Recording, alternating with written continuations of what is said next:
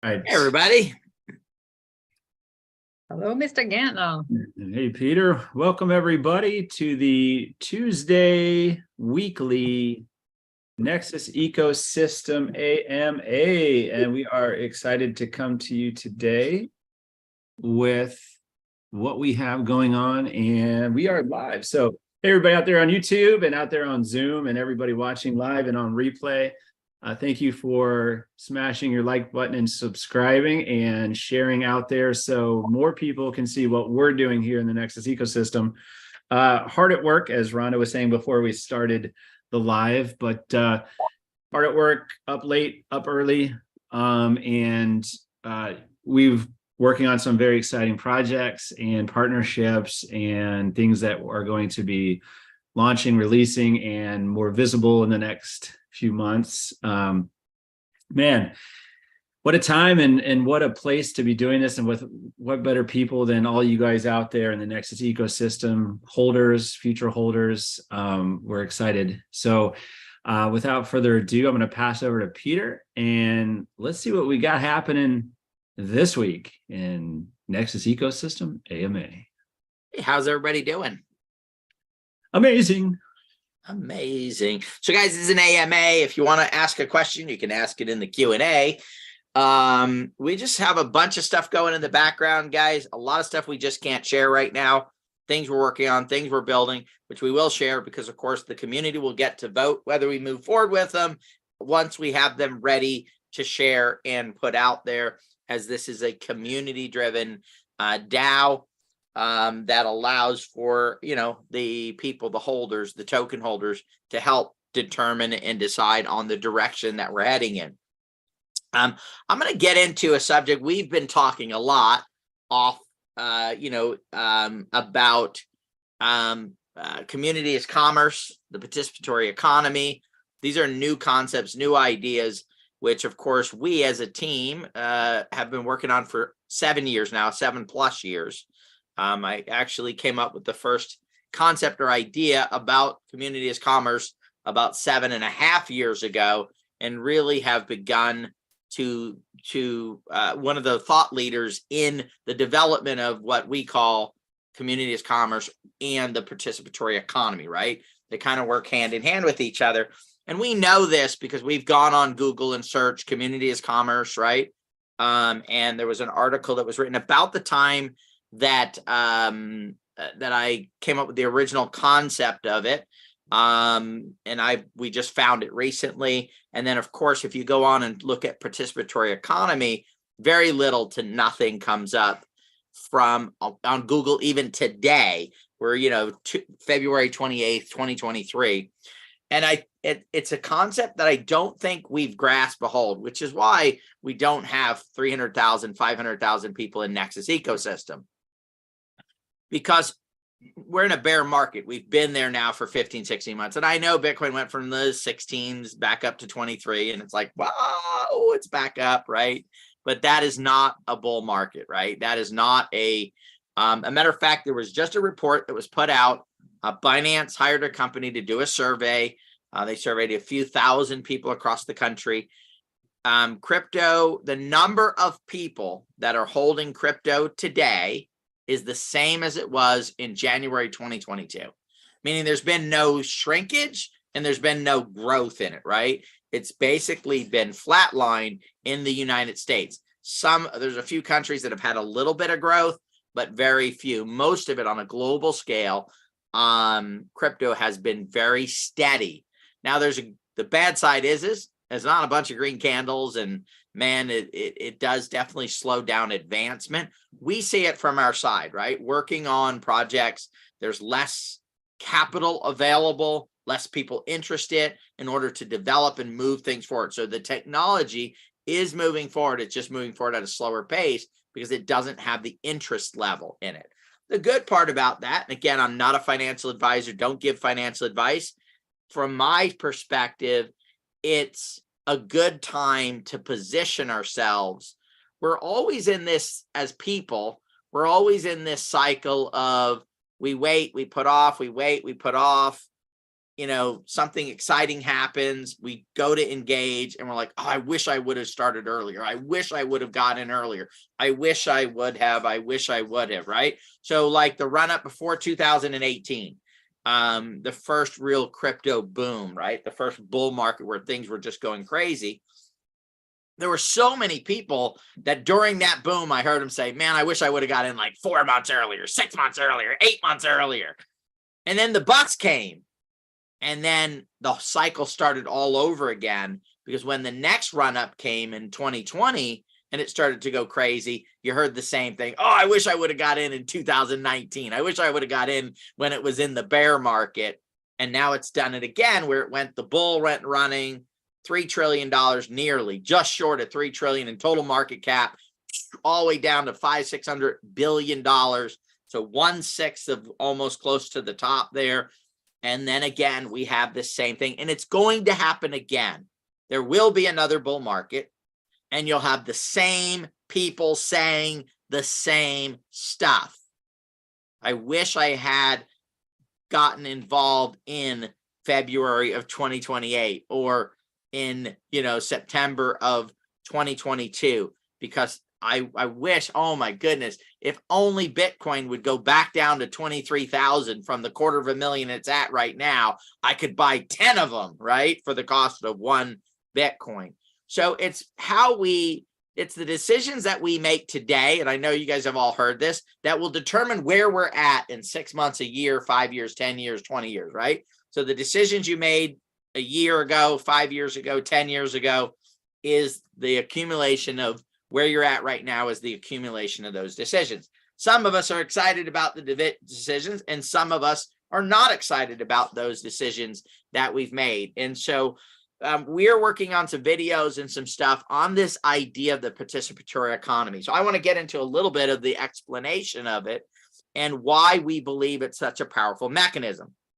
So, of course, I think it was on the last call, maybe it was the one I talked a little bit about AI. And there are people right now that are comfortable.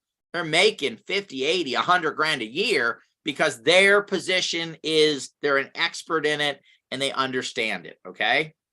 If any of you guys have gone on to use ChatGPT, okay, and if I was a writer and I made my living writing stuff, I would be scared as hell right now, because ChatGPT, you can put in a little bit of information, and boy, does it write some cool stuff, right?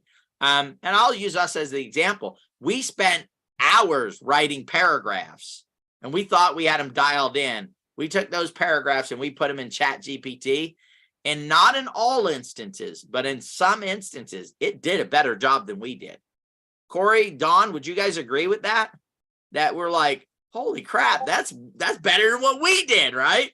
Now, there were some times when, now here's the thing is though, AI and the way it's developed, it continually improves, right? It gets better over time. It learns, it understands more. So if it's sometimes better today and sometimes not better, what is it in 3, 5, 10 years? And I'm not talking about next month, right? Guys, I am not a short-term thinker, right? I know I got to figure out how to pay the bills and do all that stuff for next month, but I'm thinking 3, 5, 10, 20 years down the road, right? I'm 58. I plan on living to be at least 120. I'm not even at the halfway mark yet, right? So I got, 50-year plans, right? 40, 30-year plans. I've got lots of plans ahead of what I'm going to create. And I know that after I'm gone, my grandkids and my kids, if I'm going to live to be 120, there'll be all the stuff to maximize the age of humans, right? In the next 20, 30, 40 years. So my grandkids, which, we don't have any yet, but probably in the next year or two, we'll have some grandkids, and they're going to, live 120 years. So I got to look out, 150 years from now, 200 years from now, right? Because my great grandkids, which I'll have a chance to meet, right, and get to know and be a part of their lives, right? 30 years, 60 years, right? In that gap, if you do the math, right? And so what I'm doing today and what we're setting forward is what I believe is the platform for that. So a lot of that is, guys, when you start putting together Web 3.0, So I don't know if everybody really understands that Web 3.0 is not just websites and just that same side of it. It's really the culmination of the crypto, blockchain, which is crypto is a representation of the blockchain. It's DeFi, right? This idea of decentralization. It's all of that put together, which culminates into eventually the metaverse, which then that is the building block of how we began to move forward. And again, hopefully, I pray every day it's vastly more decentralized than centralized. I don't believe completely decentralized is a working model myself, but I believe mostly decentralized, partially centralized. Now you have the golden ticket, right? You have something that could just tremendously improve the lives of every single person on earth that participates in a society in a positive way, right? The ones in a negative way, they could drop off the earth, get hit by a bus. I don't care, right? So we're talking about people that are here that say, you know what? I'm here. I want to make my life better. But while I'm doing that, I want to make the lives of other people better, right? I want to be part of this solution. I don't want to be one of these leeches that just are always sucking off of society and sucking off of people and taking from other people just for myself, right? So, and I believe that decentralization can help us identify, because of the mechanisms that are not developed today that will get developed, it'll help us identify the negative people and make it much easier to locate, find, and be able to discard them away from us, right? So we can build a life of people that are like, wow, this is pretty cool. I like what's going on here. So, so the participatory economy is really simple, guys. It starts with, first of all, people saying, I don't want to just be a consumer, right? I want to find projects, companies, products, founders of companies that understand the value of the consumer, especially the early consumer. So like right now, if I go and I buy a pair of, what do I have on? Oh, a Dickies shirt right here, right? Is that what that says? Yeah, there you go. So it's a work shirt, right? If I go buy this, they already have hundreds of thousands of customers, distribution. So if I go spend $20 on this shirt, right? $20, the impact of that to the company is $20, right? Now, if I would have, when this company was founded, been an early consumer and they were working towards break even, which is your first stage in a business. Your first stage in a business is to get some cash flow coming in, right? Your second stage is to get to break even, where you're able to pay your bills, hire staff, build out this tremendously fantastic project, and then you go to profitability.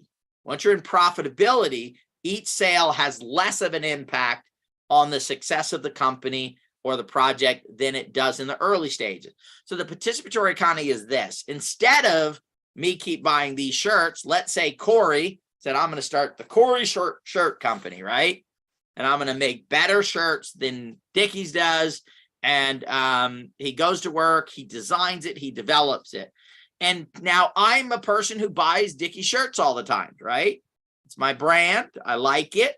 I like they're comfortable. But Corey says, Peter, if instead of buying Dickies is an established company with customers, instead of buying that, would you buy my shirt? And if you buy my shirt, then I will let you, as a purchaser, as a new customer, I'll let you participate in the long-term success of the company. And then when we become as big and as profitable as Dickies is, not only will you have quality shirts that you can get from us, but you'll get a portion of every single shirt that's sold on a global level. You'll get some type of residual income coming in. Guys, we have been working on this concept for 7 years now in making it to where companies, founders, people starting it could allow for early participants, right? The participatory economy. An economy where if I participate early in the brand, I get an economic benefit from it. We were doing this outside of crypto. And then all of a sudden we found crypto and said, oh, it's got it. Airdrops, Uniswap. So Uniswap was the first really decentralized trading platform out there for Ethereum tokens. It starts and it doesn't have a token, but it has a platform. People start trading on it. Volume starts going up. It becomes the #1 decentralized trading platform for the Ethereum token. They eventually launch a token, participatory economy. Anybody that participated, started an account, went in and did trades, right? Bought and sold crypto on there. When they did their token drop, they said, we're going to do an airdrop to all of our users, and they're going to get tokens for participating in the early development and success of our project. The participatory economy. This is already happening. I believe it will happen on a grander scale. Why will it happen on a grander scale? Because it has to happen on a grander scale. Because with AI, with developments, there are people that will not have a job to do because you can just do it simply through AI. And by the way, it's not that people don't like people, right? It's if you can have somebody do it where you go to a machine and type in and boom, it's done. Why would you pay somebody $100,000 a year to do something that you could get done for $20 a month, right? It only makes sense for businesses to do this. So what we need to do is not go, oh my God, I can't believe they let me go. Well, if they can get it done for less, then they have to, right? They have to stay competitive, because if they don't, somebody else will, and then say, well, we're not paying somebody $100,000 a year, so we can do the service for cheaper. So what do we need to do? We need to take care of ourselves, and we need to stay on top of this and say, okay, if this participatory economy is coming, then I need to engage in it and make sure that me as a consumer, because there's one thing that every single person in modern society is what? What is every single person, guys? We're consumers. We must consume products and services in a modern world, right?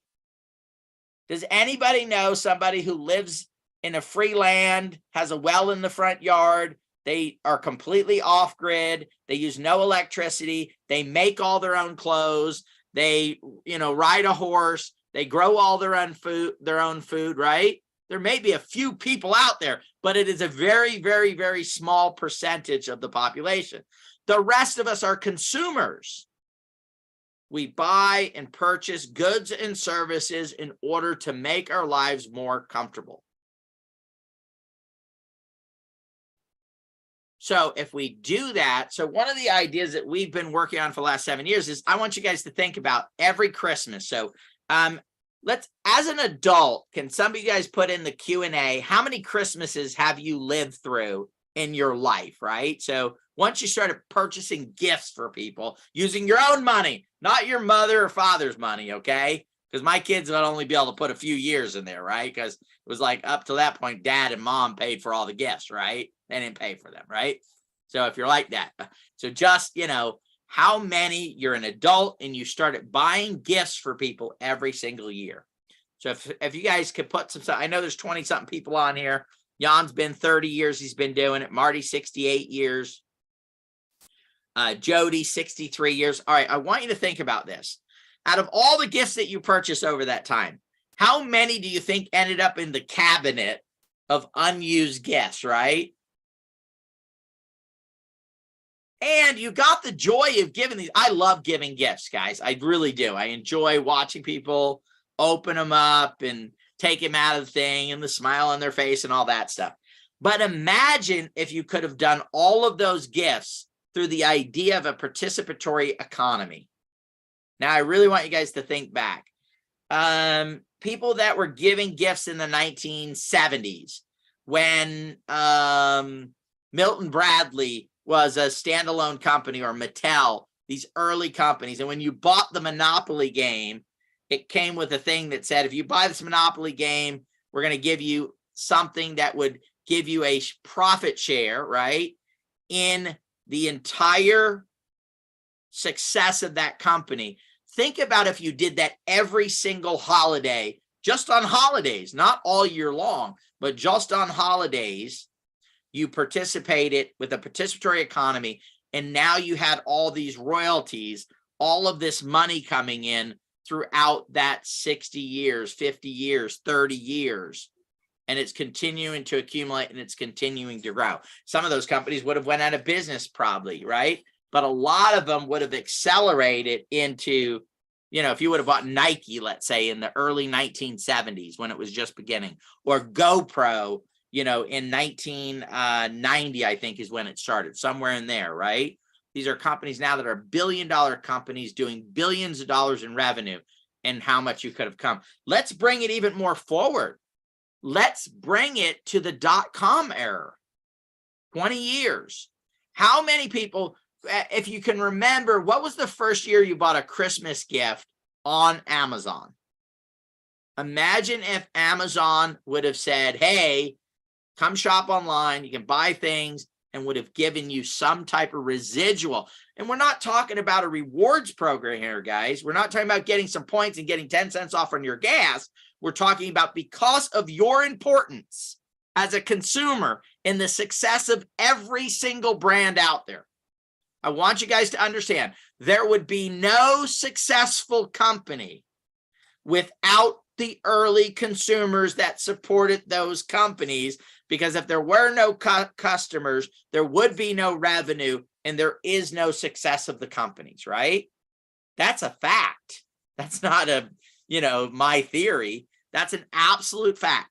Nike became Nike because somebody purchased their first pair of sneakers, their 5,000th pair of sneakers. Somebody had to buy the first Air Jordans. There's a movie coming out, right? I guess about how Air Jordans were developed, right? A startup thing.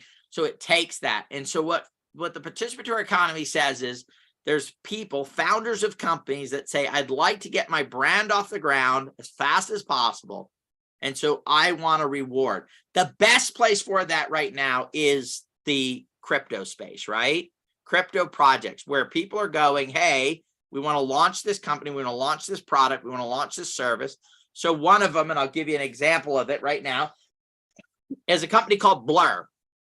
Now, I hadn't heard of Blur until it was probably too late, right? I'm probably kicking myself right now. It's not too late because they're getting ready to do another airdrop. But Blur is a NFT platform. In February of last year, 2022, in a bear market, everyone else is running away from NFTs, right? In a bear market, they said, we're going to start a new platform. We're going to do no fees. By the way, we're going to launch a token, and we're going to do an airdrop for anybody who had come on and purchased or sold on Blur any NFTs. So in a bear market, people go, why are we over here at OpenSea? We can do it less fees over here, and there's a chance we can get a token, an airdrop here. So lots and lots of people. A matter of fact, according to the research that I've done, for every one NFT sold on OpenSea last month, there were 5 NFTs bought or sold on Blur. So what does Blur do? A few weeks ago, they came out with their token. They airdropped 300 million tokens to their users. Those tokens today are 83 cents a piece, essentially meaning they airdropped $250,000 in value, utilizing the participatory concept idea to create wealth. Some people got 10,000, some people got 20 and 30 and 40 and $50,000 because they were going to buy and sell NFTs anyway. All they did was direct them from OpenSea to Blur. Is this making sense to you guys? Is this kind of resonating?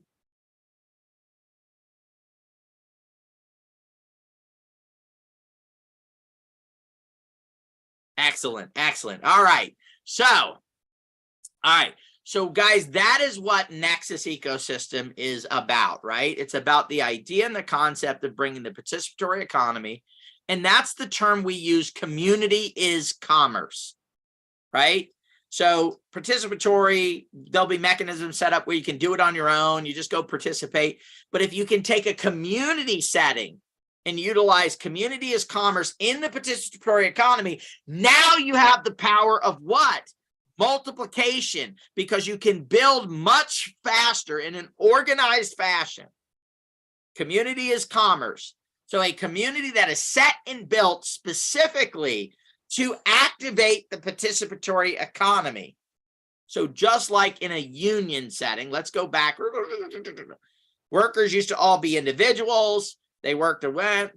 Companies were taking advantage of them in mining in these dangerous situations. So someone says, hey, let's unionize. Let's come together. We'll use collective bargaining to get better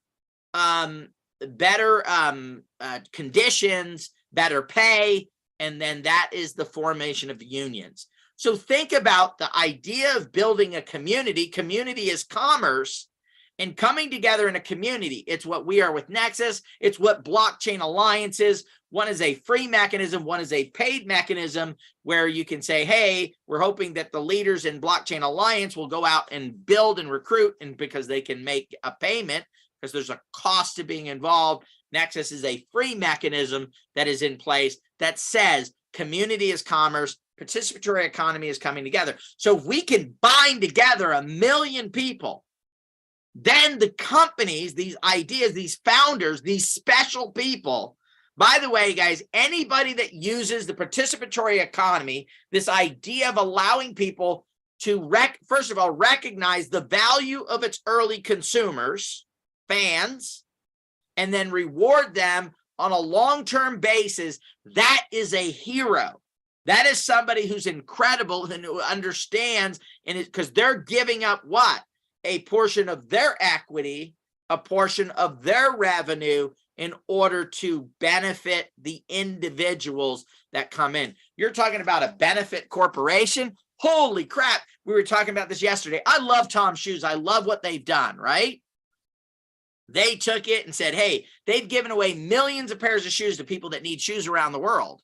But I got to tell you what, if they would have used a mechanism like what we're talking about, I would probably be, if I bought Tom's Shoes, maybe making $10,000 a year off of the profit share in Tom's Shoes, right? Some revenue off of Tom's Shoes.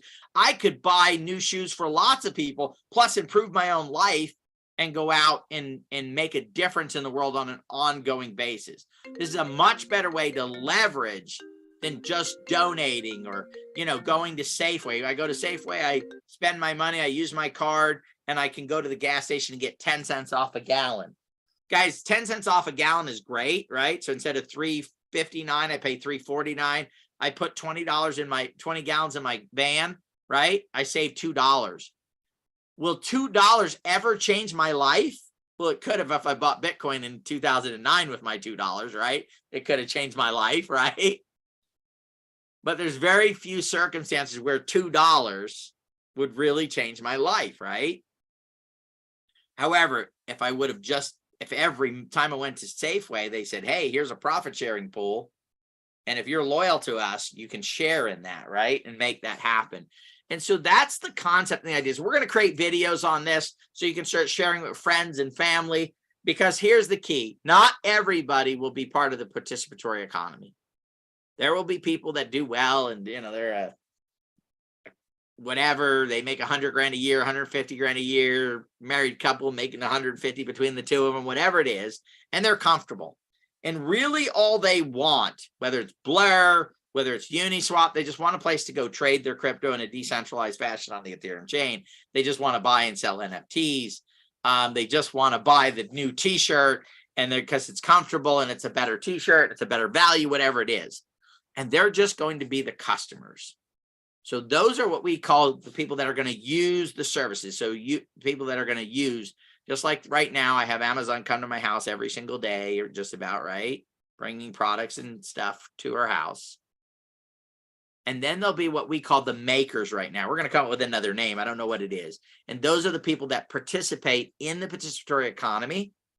And instead of just getting the value, they'll still maybe have Amazon or whatever company, this new company, new co, bring products to their house every day. The difference is they're getting a little small piece of every package that's being delivered every single day to every single house, to all the users and the makers, because they understood the power of community. They understood that they have value that they can bring, but it's a purposeful thing.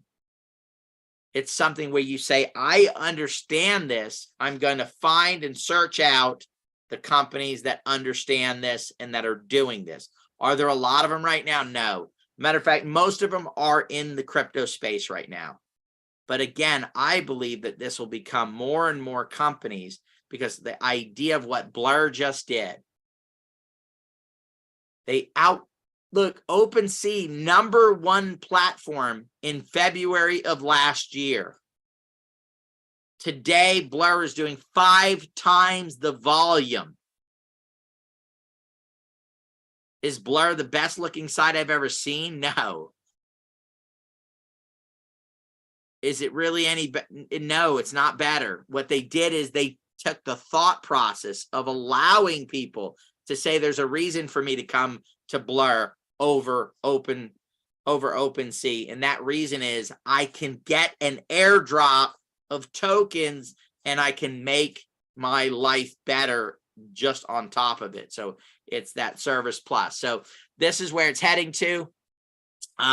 That's just kind of, we're talking about this all day, every day right now. And that's why I figured I would cover it today, that this is something that I believe in the next 5 or 10 years, 15 years, 20 years will be mainstream. Matter of fact, I believe in 20 years, if you're not launching something, utilizing some mechanism of the participatory economy, you probably wouldn't even get a company off the ground, right?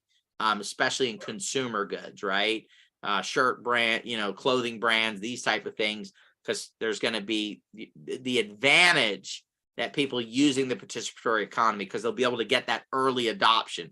They'll be able to get people to switch from brands. How many people on here like Ford or Chevy, right? You're a Ford person or a Chevy person. You've never bought a Chevy because you're a Ford person, or you've never bought a Ford, and you actually like almost tease people because they're like a Ford person or they're a Chevy person, you're a Ford person, right? We get attached to brands. And one of the hard jobs of companies is to get somebody to leave that brand. Not all products are so innovative that you go, oh my God, nobody ever thought of that before, right?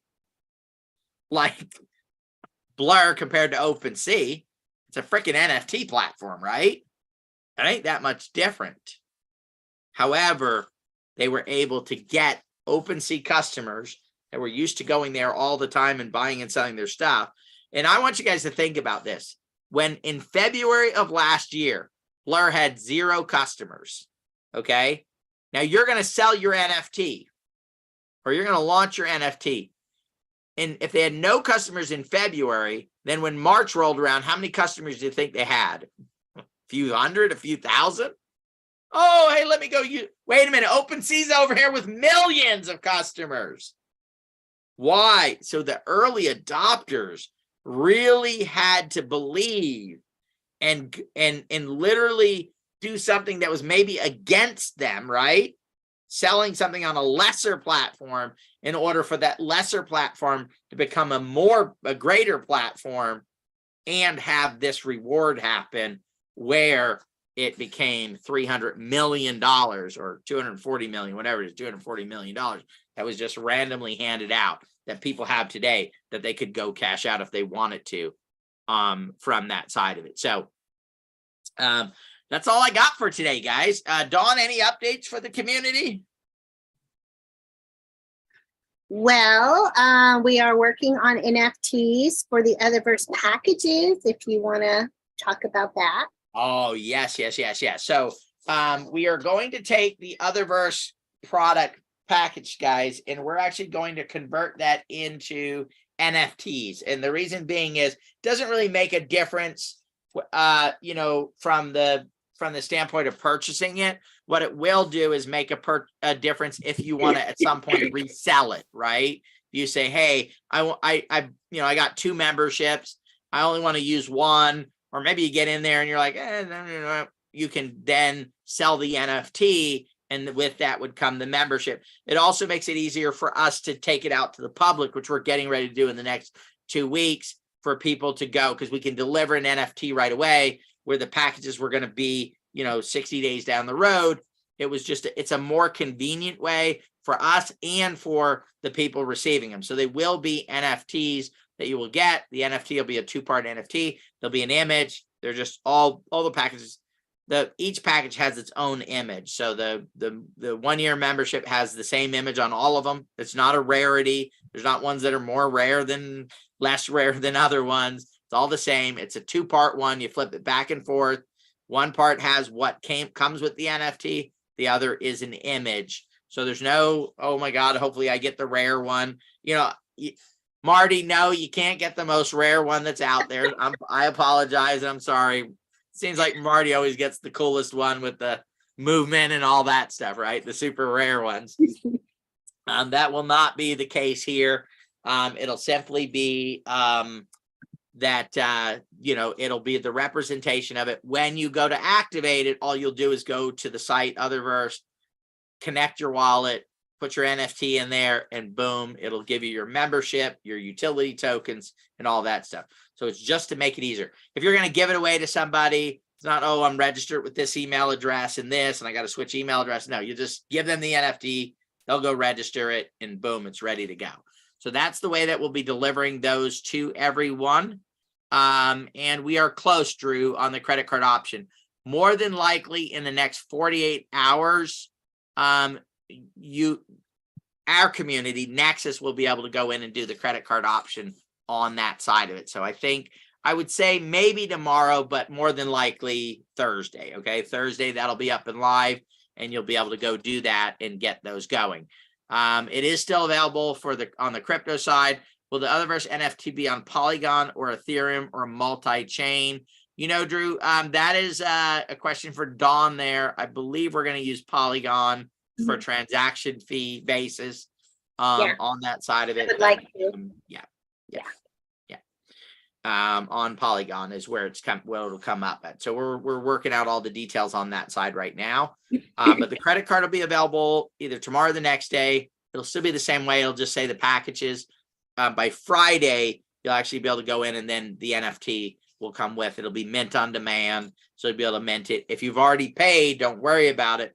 We'll get you the link, and then you can go in and mint your NFT, and then you have it there, and then you don't. If you don't want to mint your NFT, you don't have to now. You can wait until it launches and then go mint your NFT at that time. So we'll already have that set up. You'll be whitelisted on there for the mint. Okay. Right. Would you like me to show an example of the NFT?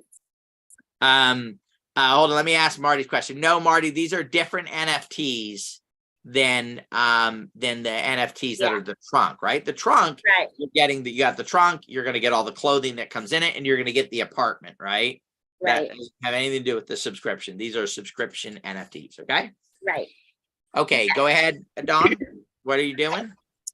I just could give an example, just show and tell of the NFT art. Yep. Yeah. These are membership NFTs. Perfect. Yes. Perfect. Yeah, because Corey's sharing his sound. Oh, Corey, you have to stop, buddy. Pretty please. Thank you. Nope. Somebody else is still sharing. I'm not sharing. I'm not sharing. Excellent. Well, we have another question. Perfect. Oh, you got it figured out? Yeah. Okay, and I'll answer Sten's question. Got it. Sure. So let me, I got to move this thing out of the way. All right, so this is just an example. Zoom thing. All right, so this is the personal 1 year UVIP, for example. Every one of them have a back to it that explains exactly what's included in that package that you purchased. So all the information will still be here on the back. You can just flip them back and forth. And that's the UVIP. And then just an example, every one of them have what it is, the exact package that it represents. And then they all have a different avatar. So very simple NFT, static image, front and back. Yep. And then that'll be the memberships. And so you'll just go claim these NFTs. And then when you're ready to activate your membership, you'll go have the NFT. That'll activate your 1 year or 2 year or 3 year, whatever membership that you have. And this is on Otherverse directly, right? This is a separate NFT. So if you've already done a $200 one, you'll get an NFT for that. Again, you don't need to claim it now. You can claim it when you're ready to activate at any time, just through that side of it. Okay, so a question has asked about progress on an update, any updates on SAFUFI development? Absolutely. Every day. Matter of fact, we have a meeting tomorrow working on it. We're always developing, always moving things forward on a products for both, for TruBadger, for SAFUFI and NSI. Our number one goal right now is to create projects that by the end of this year, right, the end of 2023, they are all revenue producing projects. We're selling services, stuff to people, basically as a SaaS company, right? Software as a service. They're paying us to utilize our platforms or services in order to generate revenue, in order to then, of course, advance the projects and move them forward. This is the stuff we can't share, though, guys. We cannot share what we're building in the background, because then someone else will hear it and go, oh my God, that's a great idea. Let me go do that as well. Now, we're developing the stuff.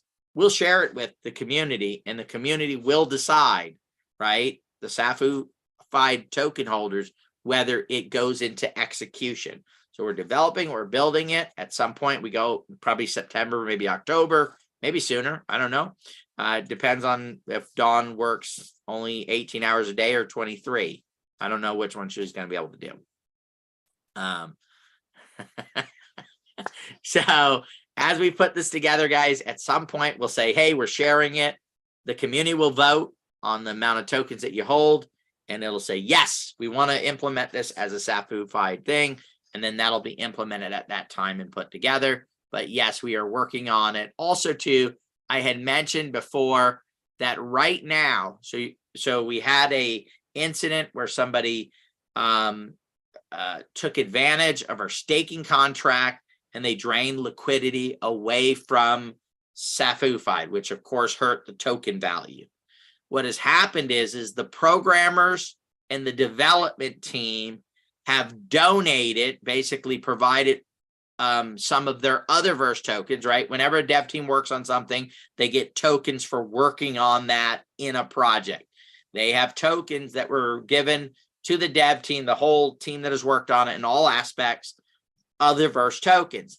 They have donated basically 1.75 million other verse tokens to SAFUFI, that when that token goes live, let's say it gets to $1 a token, now SAFUFI has 1.75 million, that at that point we'll put a vote out to the community and say, hey, we want to sell some of these tokens.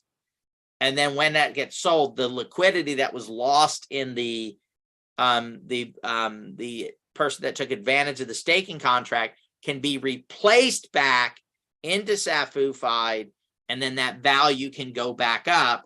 And then hopefully shortly after that, we're able to release our new products. Of course, some of the money could be used then for marketing and advertising, right? Let's say it's $1 a token. We want to replace the $500,000 in liquidity that is missing now. That still gives us $1.25 million now in assets to then use for marketing this new project, this new thing that's there. And so that'll move forward on that respect. So that is, and that's again, the devs that worked on it and, did that were basically said, hey, we're going to do this in order to make up for it. It's just time, guys. It's patience. That's one of the biggest things out there. People just don't have patience. Patience, just let it sit there. You have, let's say, a couple $100 right now in SAFUFI. Really, what is a couple $100 going to do for anybody's life, right? I mean, me and my wife went to a fast food store the other day, or fast food place. It was $33 for the two of us to eat, right? So you're talking about, 10 fast food meals for two people is a few $100. So just let it set. Let it, give it time. In time, things. Look, there are people that bought Bitcoin in 2009 and sold it in 2009. That if they just would have held it, they would be gazillionaires today. They'd have no financial issues whatsoever. There are people, and I can show you on chain, that bought Bored Ape Yacht NFTs, or they bought CryptoPunk NFTs, and they bought them for, they minted and they thought, oh my God, I just sold my NFT for $200. I can't believe it. I minted it for 11 cents. CryptoPunk and I just got $200 for it. Then they took the $200 and they went out and they probably had dinner and, you know, or paid the electric bill or something. And then there's other people that held on to it and sold it down the road for $10 million. These are real instances, guys. This is not stuff that I'm making up, right? These are not probable. Oh, maybe. No, these are real instances where people got assets and they just didn't have the patience for it to come around and happen, all right? $1 million, $10 million. Yeah, we all heard the story of the guy with the 2 pizzas, right? You guys know how that happened, right? A guy posted and said, hey, I'll give 10 million Bitcoin for 2 pizzas. So of course you couldn't buy pizza with 10 million with Bitcoin at the time. So what he did is he called a pizza place close to the guy. I believe it was a Papa John's. He used his credit card to buy the 2 pizzas, had them delivered to his house, and then he sent him the 10 million Bitcoin or 10,000 Bitcoin. Which still today, what's 10,000 Bitcoin worth today? $23 million?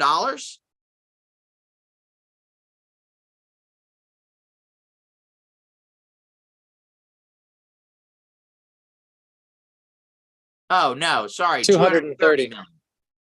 $230 million.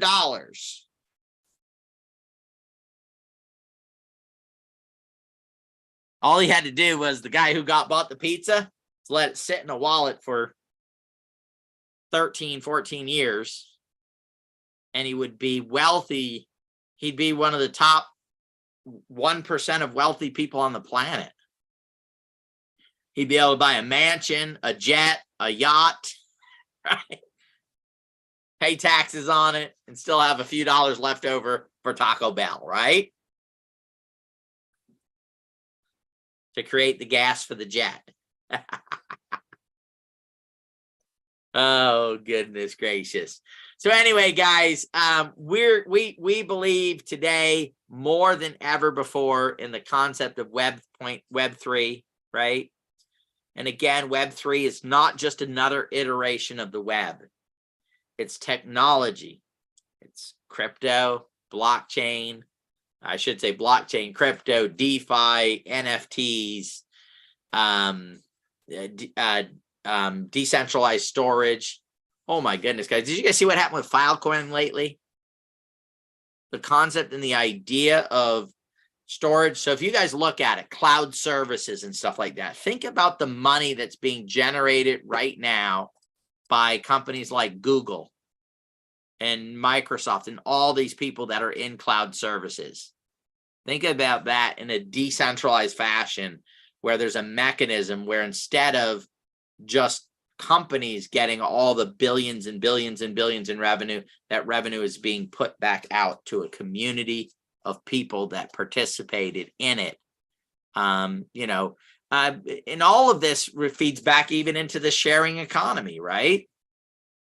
You guys think about the sharing economy, baby boomers started to, get older. Their kids moved out of the house. They had a 5-bedroom house. They said, hey, I got an extra room. Let me rent that room out, right? Airbnb. And they were able to say, instead of just an empty room that nobody ever used, I can have some people come stay and get to know people, right? That was part of it. Or I had a vacation home, right? I live in Minnesota all winter long. I'm in Arizona. Nobody's at my house. I can rent it out. And then somebody said, wait a minute, cars. Oh my goodness. There's all these people that have a car and they only use it to drive to work and home, but yet they still have the car all the time. We could give them ability to take that underutilized asset and use it to go pick people up to solve the problem of taxis, right? Can you guys everybody on here remember when there were only taxis? I would never call it taxi, guys. Taxis were the most miserable experience in my life. The few times I took taxis, right? It was just crazy, right? The only time I took taxis other than that was when I went on business trips and I was at the airport and there was a line of taxis there. How many people here, and I shouldn't probably say this, at 2 o'clock in the morning, you're leaving the bar and you were waiting for the taxi to show up. And because it was the busiest time, no taxi was around. And you'd call like 8 times saying, hey, This is Peter. I'm at the, the Dewdrop Inn here, and I'm waiting on my taxi. I've been waiting here now for 2 hours. And where's my taxi? And they'd say, oh, let me call the driver. And they'd radio the driver and they'd go, oh, he's almost there. And then 40 minutes later, you're calling him again and saying, where's my taxi, right?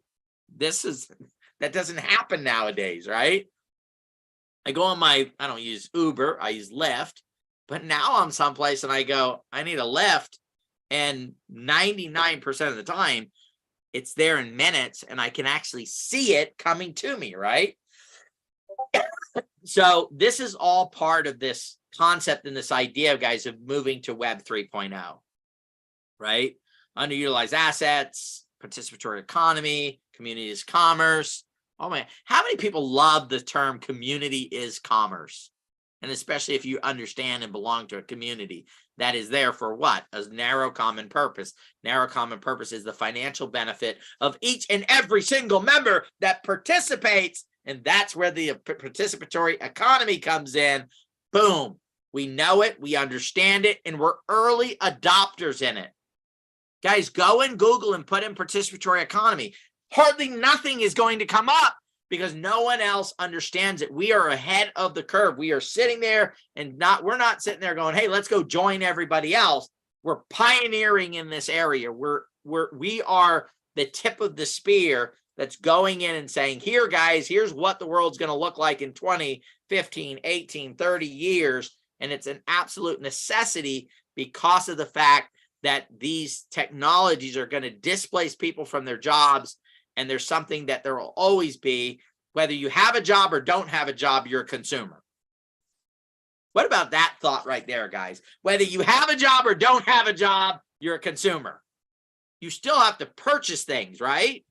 It's like, oh, I don't have a job. Oh, so now you don't have to pay your rent anymore. Restaurants give you food for free. You get clothing for free, right? That's not the way it works. You are going to be a consumer today. You're going to be one tomorrow, and we're going to be one our entire lives while we're here.